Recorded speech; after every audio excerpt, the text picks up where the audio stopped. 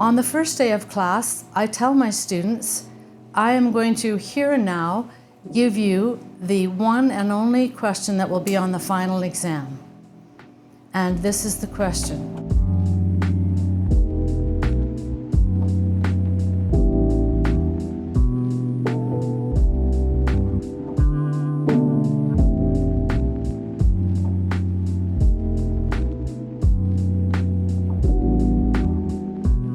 Criminology is not, as most of my students think, the study of how to become a criminal. It is really about what motivates someone or prevents someone from committing a crime.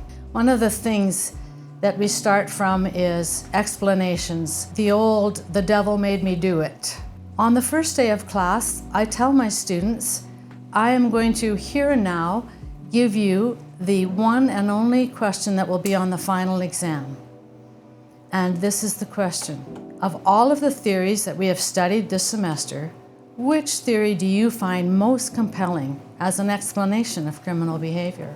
Some people choose witchcraft, some people choose all kinds of funny things, but the thoughtful students choose the social bond theory, which was asserted by a researcher named Travis Hershey.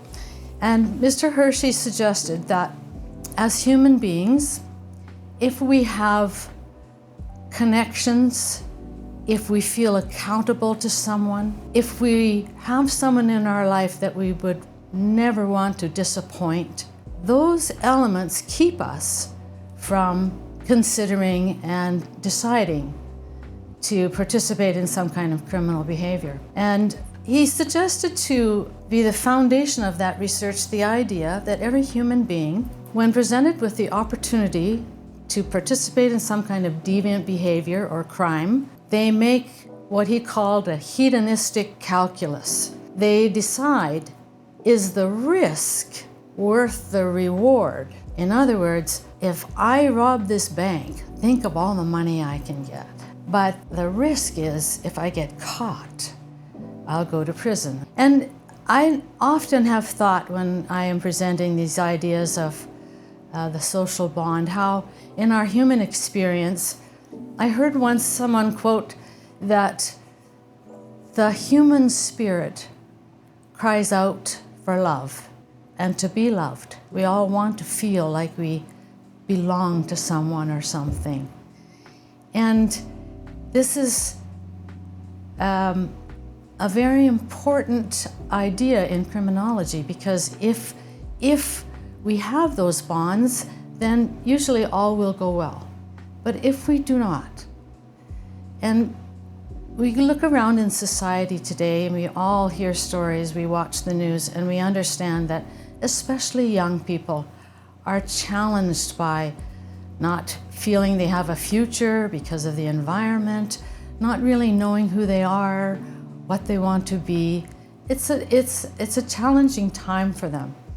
I would often, in my lectures, use some kind of modern music. And when I say modern music, it's music that I know, because I don't really know about anything that's too modern. But one of the songs I often play for them is Billy Joel's song, And So It Goes.